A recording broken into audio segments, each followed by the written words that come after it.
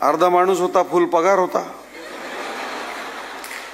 आता फुल माणूस आहे आणि अर्धा पगार आहे. आरोग्य उत्तम ठेवा. आरोग्याचे 3 घटक आहेत. पहिला घटक म्हणजे आहार, दुसरा मी सांगितला विहार, आणि तिसरा म्हणजे निद्रा. शांत झोप, उत्तम झोप लागली पाहिजे. विहार म्हणजे व्यायाम पण आला. आजपर्यंत लवकर जात होते, लेट येत होते म्हणून व्यायामाला वेळ मिळत नव्हता. आता तक्रारीला काही कारण नाही. मला तर काळजी आहे, आमच्या भगिनी ज्या आलेल्या आहेत, बहिणी, त्या या क्षणी विचार करतायत की या बाबाजीचं आता मी करायचं काय.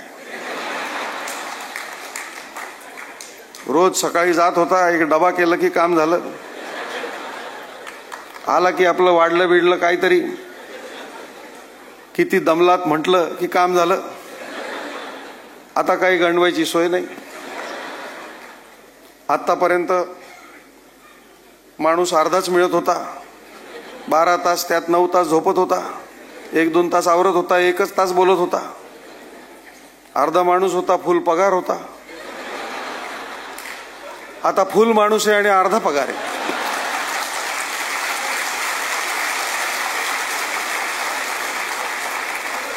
तर ताई, तुमची विवंचना मी समजतो, आणि म्हणून तुमच्या सगळ्यांच्या साक्षीनं रिटायर होणाऱ्या सर्वांना सांगतो की आतापर्यंत त्या जसं काही सर्व चालवत होत्या तसं त्यांना चालवू द्या. हे कुठून आलं, ते काय करते, एवढं कोणी घेतं का, हे असल्या भानगडी करू नका. शांतपणे जेवत होता तसंच जेवा. जास्त बडबड करायची, याला बोलव त्याला बोलव, त्रास द्यायचा नाही बिलकुल, आणि आनंदाने जगायचं. कारण काय आहे की खरोखरच आपण घरी नसण्याची घरच्यांना सवय असते, आणि आता घरी असण्याची सवय त्यांना लागेपर्यंत आपलं वागणं, आपलं बोलणं, आपलं चालणं जे आहे ते त्यांना सुखकारक असलं पाहिजे, त्रासदायक असता कामा नये. 30-30, 35-35 वर्ष मुंबईमध्ये राहून, मुंबई पोलिसांची, नागरिकांची सेवा करून मुंबईमधल्या अनेक गोष्टी आपल्याला पाहिलेल्या नसतात. मुंबईला, साऊथ मुंबईला हेरिटेज वॉक आहे, INS हमला आहे, जुहू चौपाटी आहे, इतक्या गोष्टी आहेत. काही ना काही राहून गेलेलं असतं, ते पूर्ण करा. महाराष्ट्र अतिशय सुंदर आहे, महाराष्ट्राचा सागर किनारा अतिशय सुंदर आहे, तिथे फिरायला जा, आनंद घ्या आणि आनंद द्या. जेवढा तुम्ही आनंद लोकांना द्याल तेवढा तुम्हाला पण मिळेल. आनंद ही एकच गोष्ट आहे की जी वाटून कमी होत नाही, वाढत जाते.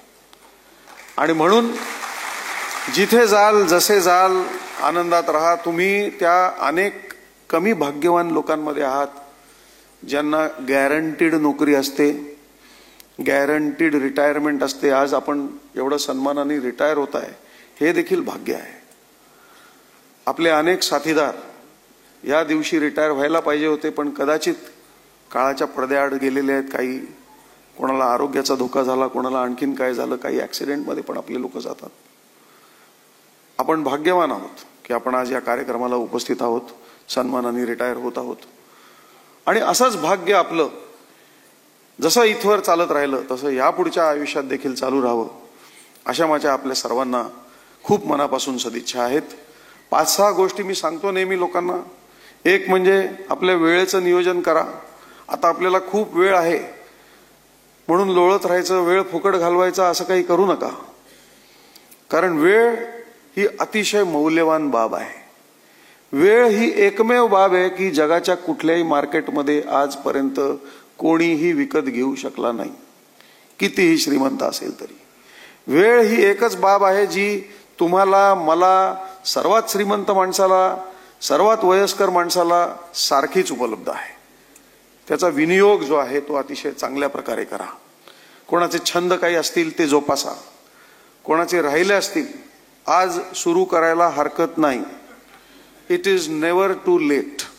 फक्त ते छंद जोपासायला सुरुवात करताना जी काही घरात काळजी घ्यायला पाहिजे, नाहीतर साहेबांनी सांगितलं आणि यांनी नवीनच उपद्व्याप सुरू केला असं मला नको व्हायला.